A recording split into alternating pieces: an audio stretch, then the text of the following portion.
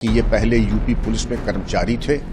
इनके ऊपर 5 जघन्य अपराध पंजीकृत थे, जिसमें बलात्कार भी था और जेल भी गए थे। ये भी बताया जाता है कि ये जब बर्खास्त हुए, जेल गए, तो इन्होंने अपना नाम आदि बदल करके ये प्रवचन आदि का काम शुरू कर दिया।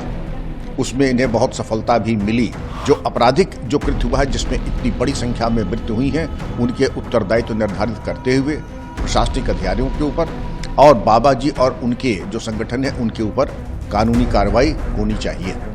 जनपद हाथरस में कल दिनांक 2 जुलाई 2024 को जो घटना हुई है दर्दनाक, जिसमें 121 व्यक्तियों के मरने की आशंका बताई जाती है, जिसमें अधिकांश महिलाएं हैं और 7 बच्चे हैं। ये दर्दनाक घटना तब घटित हुई जब बाबा जी का एक प्रवचन आयोजित था, जिसकी अनुमति बताई जाती है दी गई और प्राप्त की गई, परंतु जो वांछित पुलिस व्यवस्था होनी चाहिए वो नहीं हुई थी।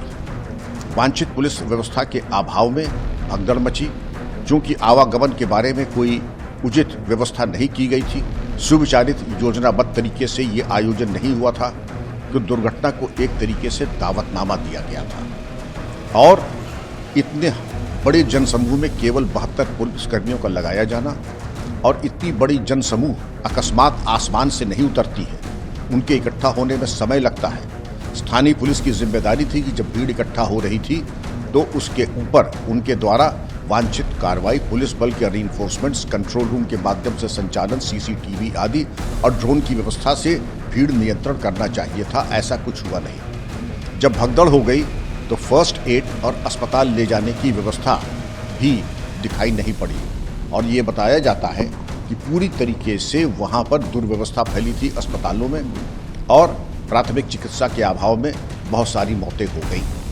इससे ये स्पष्ट होता है कि प्रशासनिक और पुलिस व्यवस्था में बहुत सुधार की आवश्यकता थी।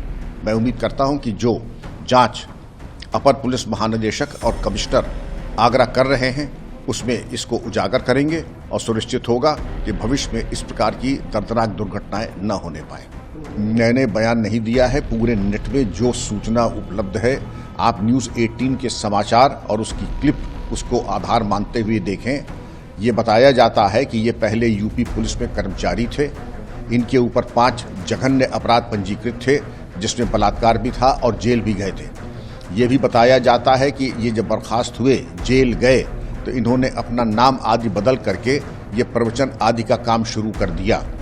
उसमें इन्हें बहुत सफलता भी मिली, लेकिन जो न्यूज़ 18 और नेट पे तमाम सूचनाएं हैं उससे ये स्पष्ट होता है कि इनके ऊपर 5 जघन्य अपराध हैं, जिसमें एक बलात्कार भी बताया जाता है। इसमें तो देखिए प्रथम सूचना पंजीकृत हो गई है। प्रथम सूचना में ये भी तथ्य प्रकाश में आया है कि आयोजकों की लापरवाही बहुत ज़्यादा थी। ये तथाकथित बाबा जी भी भूमिगत हो गए हैं, उनका कुछ अता पता नहीं है। उन्होंने वांछित समन्वय नहीं की और जो उनसे अपेक्षा की जाती थी, कुछ भीड़ को समझाया बुझाया, वो भी उनमें कार्रवाई नहीं की। और अगर वास्तव में चमत्कारिक बाबा थे तो कम से कम भूमिगत नहीं होना चाहिए थे, आकर के भक्तजनों का सुध ले करके उनके इलाज और सेवा में कुछ हाथ बटाना चाहिए था। ऐसा कुछ दिखाई नहीं पड़ा। जो प्रशासनिक समिति बनी है, हाई पावर्ड, 24 घंटे में अपनी आख्या प्रस्तुत करेगी। उसके आधार पर न केवल इस घटना में वांछित जो त्रुटियां हुई हैं, जो वांछित कार्रवाई होनी चाहिए थी उसके अभाव में, और भविष्य में भी इस प्रकार की घटनाओं की पुनरावृत्ति न हो, उसके बारे में कार्रवाई प्रशासनिक होनी चाहिए। लेकिन जो आपराधिक जो कृत्य हुआ है, जिसमें इतनी बड़ी संख्या में मृत्यु हुई हैं, उनके उत्तरदायित्व निर्धारित करते हुए प्रशासनिक अधिकारियों के ऊपर और बाबा जी और उनके जो संगठन है उनके ऊपर कानूनी कार्रवाई होनी चाहिए।